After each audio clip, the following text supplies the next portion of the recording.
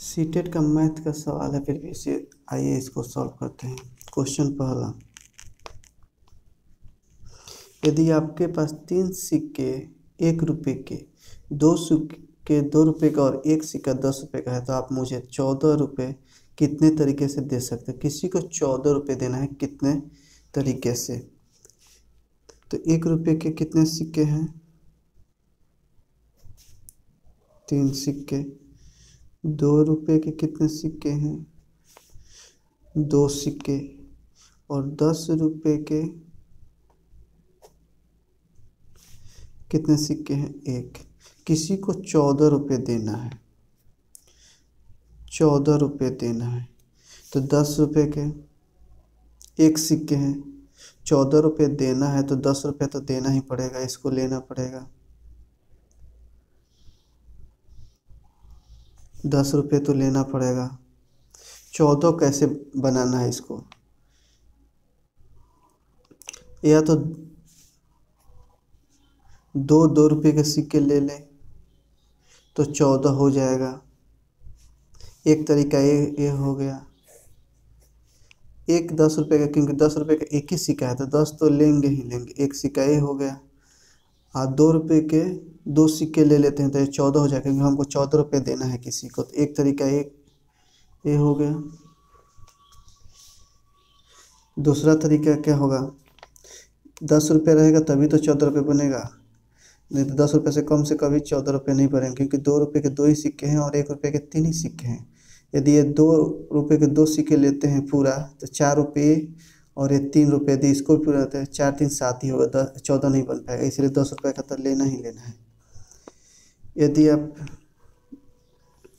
3 रुपये के, यदि 2 रुपये के सिक्के नहीं लेते हैं और 3 रुपये के तीनों सिक्का ले लेते हैं तो कितना बनेगा, आपको 13 ही बनेगा, क्योंकि 1 रुपये के 3 सिक्के लेंगे तो 14 नहीं पूरेगा, इसलिए इसको एक तो लेना ही लेना है, अनिवार्य है।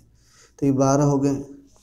और 1 रुपये के 2 सिक्के ले लेते हैं, 1 रुपये के कितने सिक्के, 2 सिक्के ले लेते हैं। 1 रुपये के 2 सिक्के ले लेते हैं तो ये 14 बन जाएगा। तो 2 ही तरीका है 14 बनाने का, इसलिए ऑप्शन बी इसका आंसर होगा। आइए अगला क्वेश्चन देखते हैं।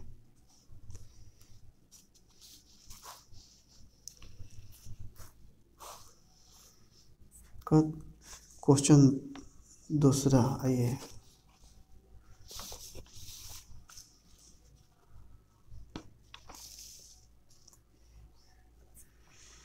एक मोबाइल फ़ोन के कीपैड पर दी गई संख्या को यदि गुणा किया जाए तो गुणनफल कितना होगा, मल्टीप्लाई करना है। तो मोबाइल के कीपैड पर संख्या 1 2 3 4 5 6 7 8 और 9 और एक 0 दिया रहता है। यदि आप इसको मल्टीप्लाई करेंगे तो कितना आएगा, क्योंकि यहाँ पर 0 आ रहा है, मल्टीप्लाई 0 ही हो जाएगा। इसका ऑप्शन डी होगा। आइए अगला क्वेश्चन नंबर 3 देखते हैं क्या पूछ रहा है। कहता है एक बगीचे में कंगारू के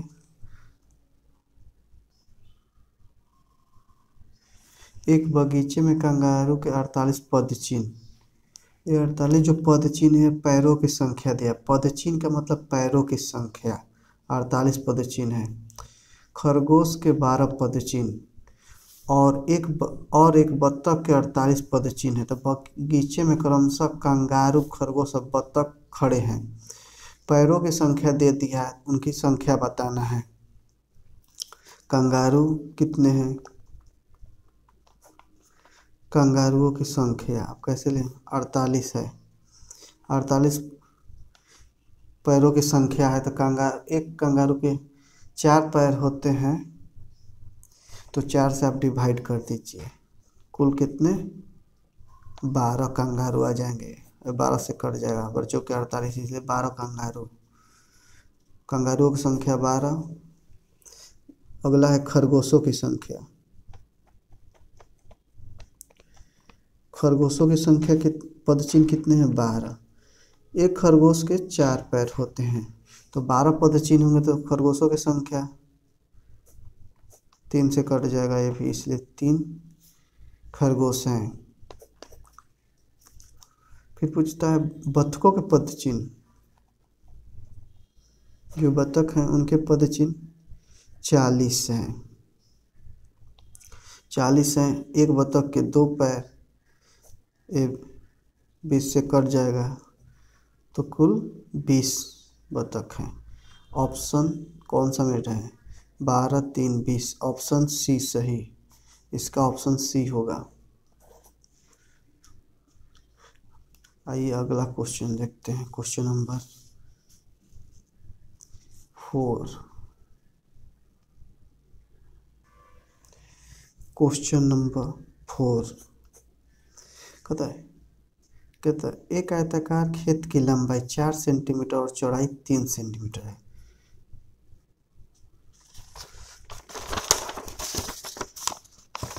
कोई आयताकार खेत दिया है, उसकी लंबाई और चौड़ाई दे दिया है।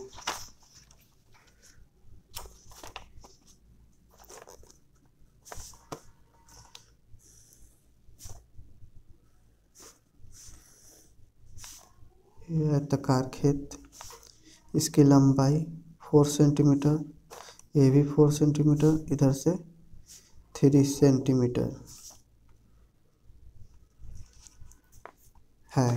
कहता है इस खेत के कोने से 1 सेंटीमीटर भुजा वाला एक छोटा वर्ग काट दिया जाता है, तो वर्ग काटने से पहले आयताकार क्षेत्र की सीमा की लंबाई और वर्ग काटने के बाद आयताकार क्षेत्र की सीमा की लंबाई का अनुपात क्या होगा?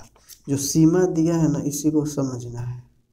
सीमा का मतलब होता है जो किनारे, हम पहले प्रीवियस जो क्वेश्चन बनाए उसमें बताए थे सीमा का मतलब क्या होता है। यहाँ से जितनी ये दूरी है किनारे की दूरी, और जहाँ से हम चले वहाँ यदि पहुँच जाए उसी को सीमा बोलते हैं। नहीं बोलते किसी खेत की कितनी सीमा है, यही सीमा हो गया, चारों तरफ की सीमा। तो इसका मतलब परिमाप लिखा है। सीमा का मतलब परिमाप यहाँ पर होगा। कह रहा है कि इस खेत के कोने से 1 सेंटीमीटर भुजा वाले एक छोटा वर्ग काट दिया, भुजा 1 सेंटीमीटर वाले, तो वर्ग का काटना 1 सेंटीमीटर, वर्ग का भुजा बराबर होता है, तो 1 सेंटीमीटर यदि आप काटते हैं इधर से, 1 सेंटीमीटर यदि इधर से काटते हैं तो 1 सेंटीमीटर ए, 1 सेंटीमीटर ए।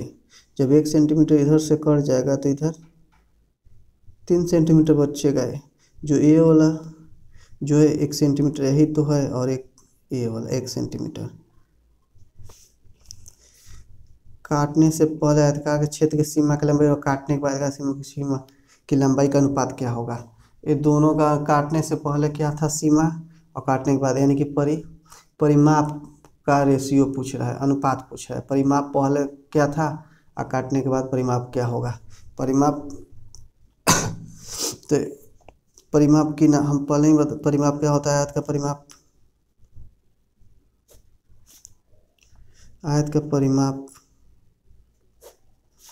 पहले भी क्वेश्चन हमने फार्मूला सॉल्व करके निकाल दिया था कैसे आता है, हमारा ऐसे नहीं बनाना है इसको डायरेक्ट, क्योंकि कोई चेंज नहीं होगा परिमाप में। क्या दूरी इसका चेंज हो पा रहा है? नहीं, क्योंकि एक वाला है, एक यहाँ पा रहा है, ऐसे ऐसे चले चाहे ऐसे चले, कोई दूरी कम थोड़ी नहीं चल रहे हैं काटने के बाद भी, इसीलिए इसका अनुपात 1:1 ही होगा।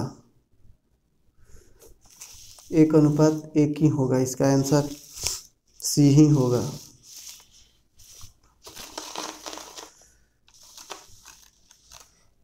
इसका ऑप्शन सी ही होगा, क्योंकि परिमाप में कोई चेंज नहीं होगा काटने के बाद भी और काटने के पहले भी, इसलिए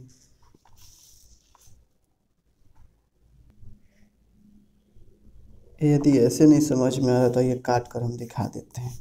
कोने से एक वर्ग काट दिया गया है, कोने से 1 सेंटीमीटर का, इसकी भुजा 1 सेंटीमीटर है।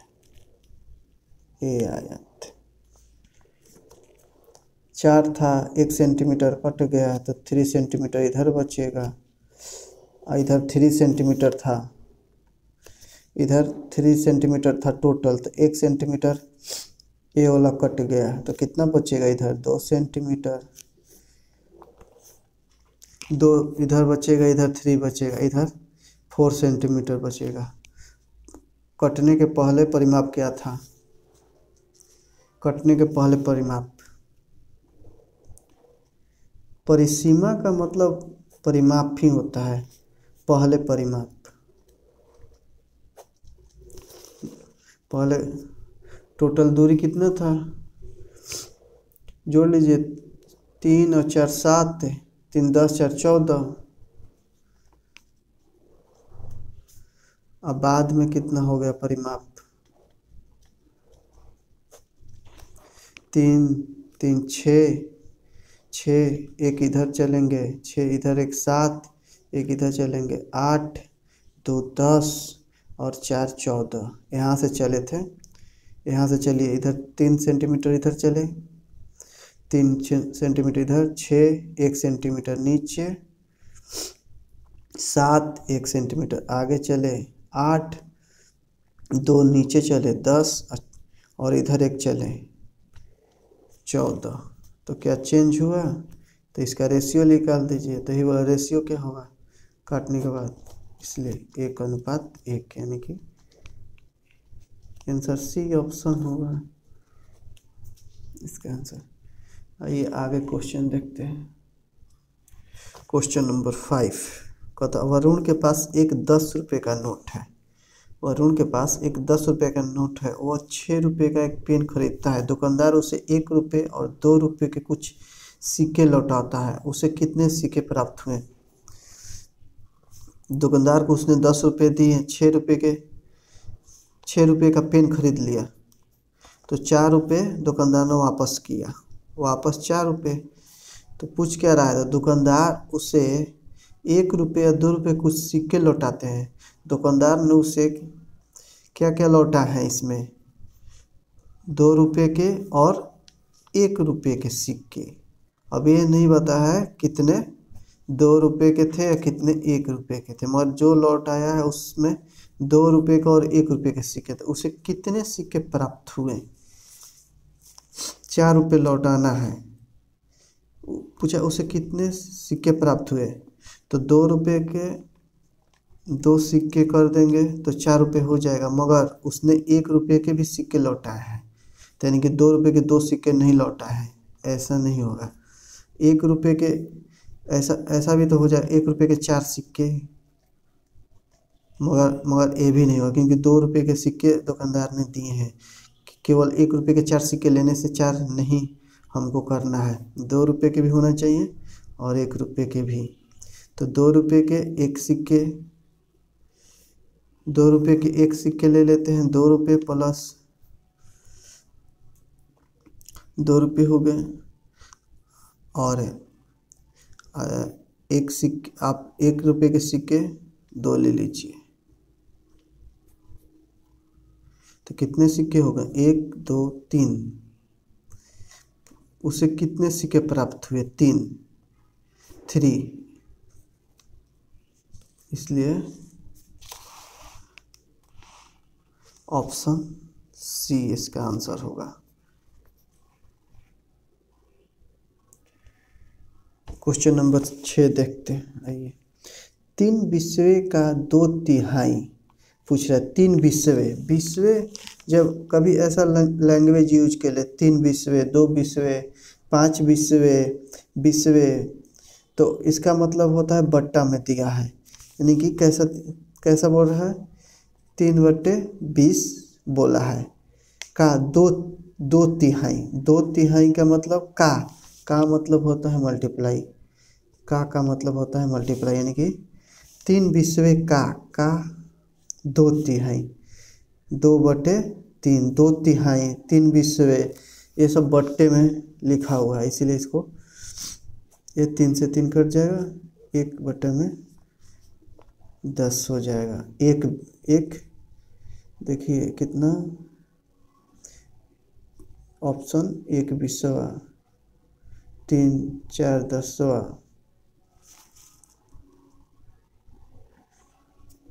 इसका आंसर सी होगा। जो सी है बिस्वा लिखा है, एक बिस्वा नहीं एक दसवा यहाँ पर होगा, गलती इसलिए यहाँ पे लिख दिए हैं बिस्वा। आइए 7 नंबर क्वेश्चन देखते हैं। 7 नंबर क्वेश्चन,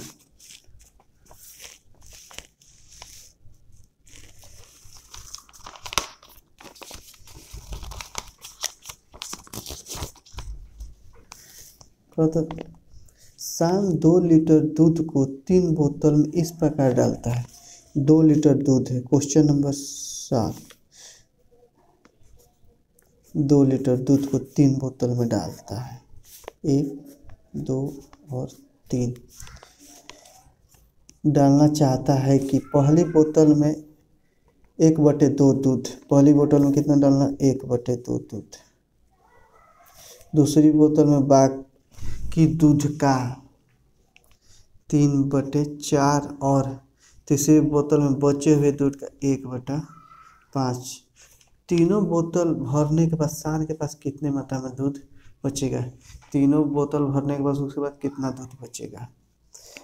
ऑप्शन देखिए मिलीलीटर में दिया है और यहाँ पर क्वेश्चन में लीटर दिया है। तो लीटर को मिलीलीटर में बदलने के लिए इसको कन्वर्ट करना पड़ेगा। आप 1 लीटर बराबर 1000 मिलीलीटर होता है, 1000 ml, 1000। तो 2 लीटर में कितना ml होगा, तो 2 से मल्टीप्लाई कर दीजिए। 2 लीटर बराबर 2000 ml। इधर 2 से मल्टीप्लाई करने पर आ जाएगा 2 से 2000 ml। तो 2000 ml दूध है। तो पहली बोतल में 1/2 दूध भरना है। 2000 का 1/2 कितना होगा, 1/2 2000 का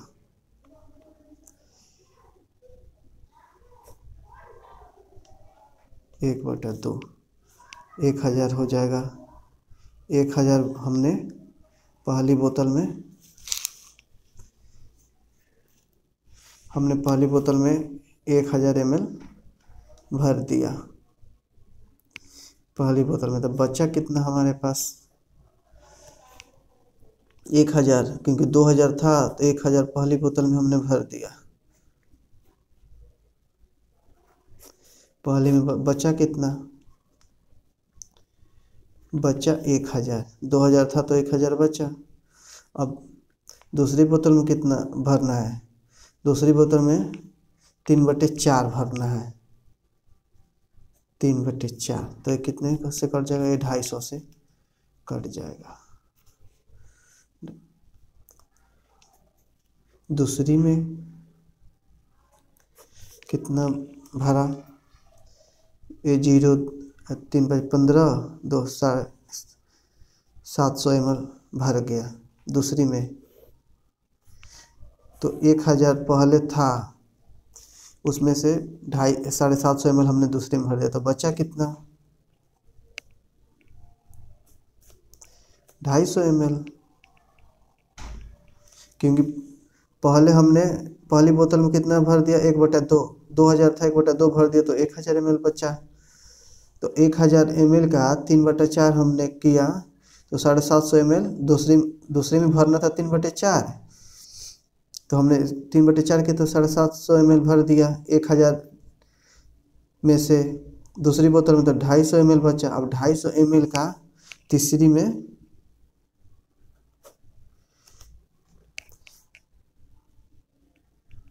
1/5 भरना है। तो तीसरी में हमने कितना भर दिए, कट जाएगा 50 आएगा। तीसरी में हमने 50 ml भर दिए। तो पहले कितना था 250 बचा था, 250 में से हमने 50 तीसरी में भर दिए। तो बचा कितना 200 ml। यही पूछ रहा था कितना बचा भरने के बाद। तो इसका ऑप्शन हो जाएगा, देखिए कौन सा ऑप्शन आ रहा है 200 ml, इसलिए ऑप्शन ए हो जाएगा इसका, ऑप्शन ए। इसको रेशियो से भी बना सकते हैं, बस समझने के लिए ऐसे कर दिया, ऐसे ही सॉल्व होता है।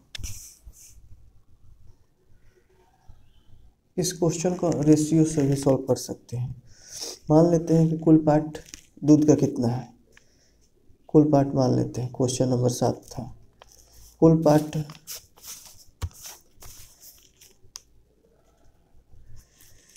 कुल कितना पार्ट था दूध का? मान लेते हैं 1 था। तो 1 था कुल पार्ट, तो उसमें से पहली बोतल में कितना भरना था? 1/2 यानी कि हाफ भरना था। पहले में कितना भरना था? कुल पार्ट का 1/2, तो कितना आ जाएगा? 1/2। पहले में इतना भरना था, तो अब कितना बचा? कुल पार्ट इतना था, तो 1 में से 1/2 घटाएंगे तो हाफ ही आएगा, तो 1/2 बचा पहले में भरने के बाद। 1/2 बचा। अब इसका भरना है आपको कितना? 3/4। इसका 3/4 आपको दूसरी बोतल में भरना था, जितना बचा। 3/4 कितना हो जाएगा? 3 ये 4 दूना के 8 भरना है। 3/8 दूसरी में भरेगा। 3/8 दूसरी में 3/8 भर दिए, तो था कितना? एक दूसरी में भरने से पहले था कितना? 1/2 था, इतना भर दिए, तो बचा कितना?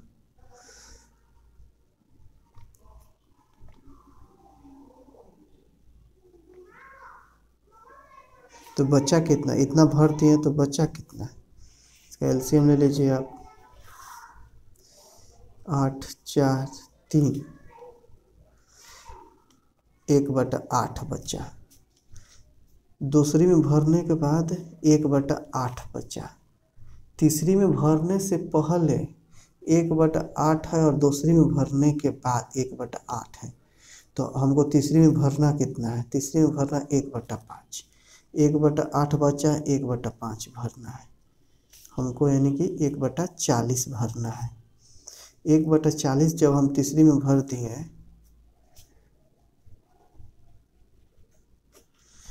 पूछा क्या था? तीनों में भरने के बाद कितना बचेगा? तीनों में भरने के बाद 1/40, तीसरी में भरने के बाद कितना बचा? तो था कितना? तीसरी में भरने से पहले 1/8 था, तो 1/8 में से 1/40 हो गया, तो बचा कितना भरने के बाद? 40 5 1 4/40 हो जाएगा, यानी कि 1/10। हमको इतना पार्ट बच गया, तो यही निकाल दीजिए।